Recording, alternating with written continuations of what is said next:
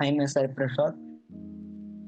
I have done my data science with GenAI program from Qtree Technologies, Coimbatore. I completed my Python and data visualization project. First of all, we can see about Python project. It's an employee information management system using Python and MySQL.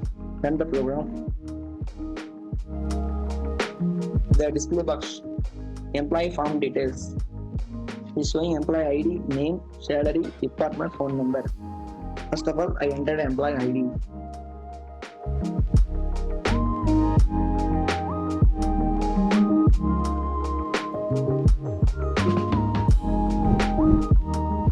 The message will be in success.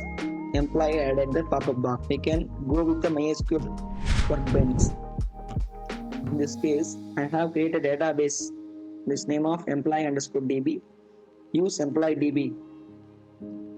Everyone, each time visiting an employee, each time visiting a MySQL workbench, we can kindly use employee DB.